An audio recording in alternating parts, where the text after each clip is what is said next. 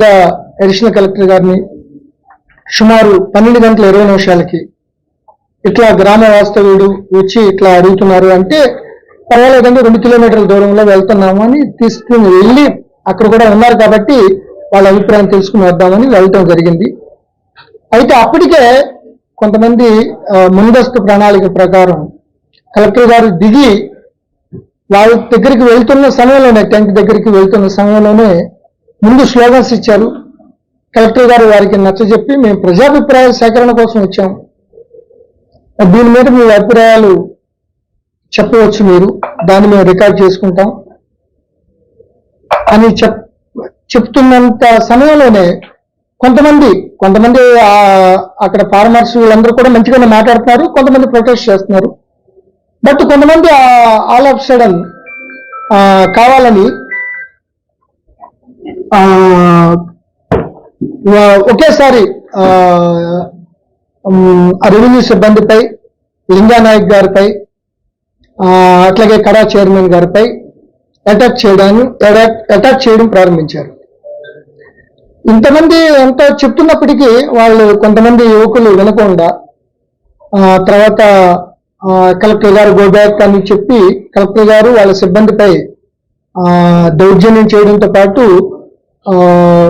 పెద్ద పెద్ద రాళ్ళు, స్టోన్స్ ఇవన్నీ కూడా తీసుకుని వాళ్ళపై అటాక్ చేయడం ప్రారంభించారు. తర్వాత కలెక్టర్ గారిని పుష్ చేసి ఇక్కడ ఉద్రిక్త వాతావరణం ఉండటం వల్ల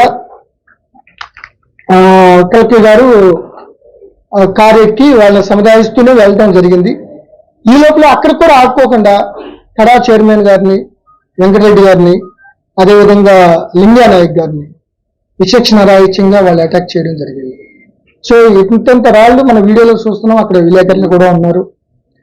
శ్రీనివాసరెడ్డి వికారాబాద్ డిఎస్పి కడా చైర్మన్ ప్రొటెక్ట్ చేసే టైంలో ఆయన కూడా అటాక్ చేసి ఆయన కూడా దెబ్బలు తగ్గడం జరిగింది. సో ఈ విధంగా ప్రజాభిప్రాయ సేకరణ కోసం కలెక్టర్ గారు వాళ్ళ అభిప్రాయం కోసం వాళ్ళ రిక్వెస్ట్ మీదే ఎక్కడైతే ఉన్న ప్లేసు 2.5 కిలోమీటర్ల దగ్గర ఉన్నప్పుడు ఒక మగవోని సురేష్ అనే ఒక వ్యక్తి వచ్చి ఆయన రిక్వెస్ట్ చేసి అక్కడి నుంచి రమ్మన్నారు అని రిక్వెస్ట్ చేస్తే కలెక్టర్ గారు అందరినీ అభిప్రాయం తెలుసుకుని సరే అక్కడికి వెళ్ళొద్దాం, మన విలేజే కదా, వాళ్ళతో వెళ్ళి అడుగుదాం, వాళ్ళ అభిప్రాయం చెప్తారు అని చెప్పే టైంలో అభిప్రాయం చెప్పమని అడిగితే ఈ విధంగా దుందుడుగా వాళ్ళు ముందస్తు ప్రణాళికలో భాగంగా ఒక కుట్రపూరితంగా కొంతమంది మధ్యలో దూరి ఈ యొక్క దాడికి పాల్పడినట్టుగా మేము ప్రాథమిక సమాచారం ప్రకారం నిర్ధారణ అయింది.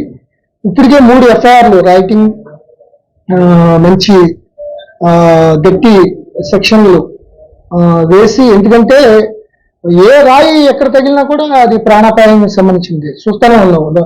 కారును బదల్లో కొట్టారు, కారును డ్యామేజ్ చేశారు, ఇష్టం వచ్చినట్టు రాళ్ల వర్షం కురిపించారు.